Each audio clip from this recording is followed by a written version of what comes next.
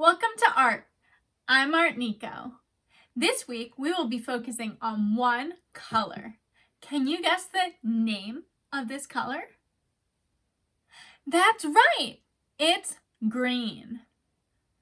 What are some green things?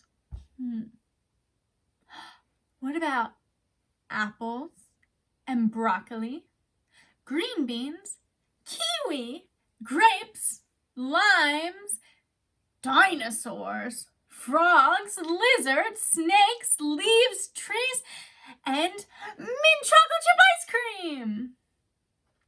A lot of those are yummy things that we can eat. And then some animals. For our first activity, we're going to find something in our house that's green to share with our friends. In my house, I like to grow plants. So I have a lot of green plants. Now, for our second activity, we're going to draw a picture of some green things. Make sure you have a piece of paper and something green to draw with. Let's get started. We're going to start with our green drawing. Today, I have some other colors with me because I'm going to add other details in nature that are not green, because we're going to do a landscape drawing, which is a drawing of the outside. First, though, I am going to start with my green, and we're going to draw green grass. Our grass is going on the bottom because grass is on the bottom, on the ground under our feet. For our grass, we're going to draw some straight lines. We can have tall grass or we can have short grass. We're just going to draw lines all along the bottom of our paper. Our grass is going to be under our trees that we will later draw.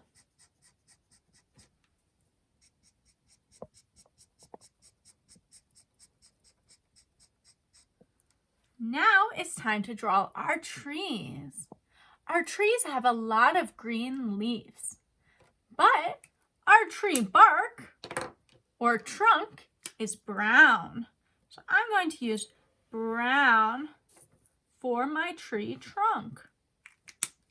And then green for my tree leaves. I'm going to draw a pine tree first. Pine trees have a lot of straight green branches that get bigger as you go down the tree. See how my lines are getting longer as I go down the tree? These are diagonal lines, so they're going down at an angle.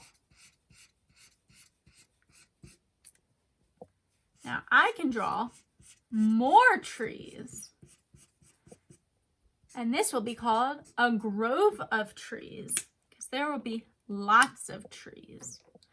I'm going to draw 3 trees because 3 is one of my favorite numbers. Here's a second tree trunk and a third tree trunk. So I'm going to have a little tree, a medium tree, and a big tree. I'm going to add my pine needles. My tree branches are green.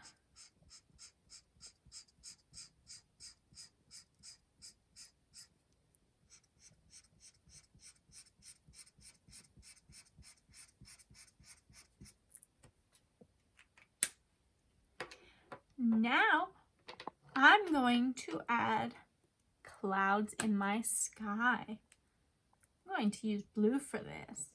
I'm going to make fluffy clouds using curved lines. So landscape needs a sky.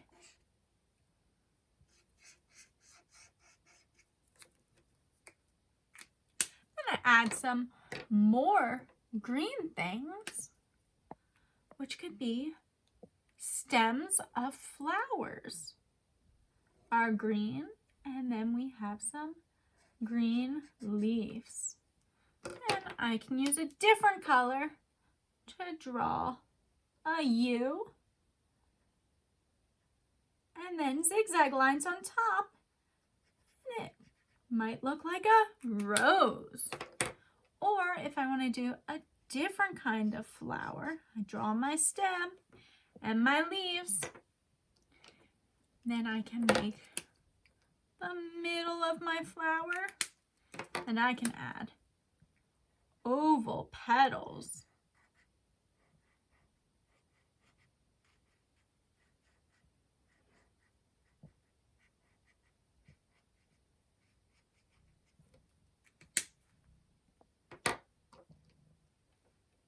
You can draw a lot of flowers and make a field of flowers, or you can draw a lot of trees. Do you want to draw a field of flowers or a grove of trees? Or both? Now we can think of something else that's green that we might find in nature. Maybe that could be a frog. Now to make my frog stand out, I'm going to draw a black rock for him to sit on.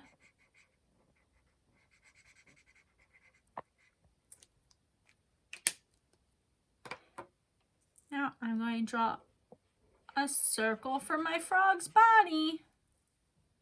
2 little circles for his eyes up front. And then I'm going to draw his legs, which are straight lines with a bend for his knees. And if you want to add details to him, you could even add 2 black dots for his eyes. He's such a cute little frog. What are some other animals that might live in nature that are green? What about a turtle? We could draw a turtle. An oval for our turtle shell, a circle for his head, and connect his body with a rectangle for his neck, and our turtle is going to have 4 legs. We could also draw a green snake. For our snake, we could have a circle head and a squiggly line for our body.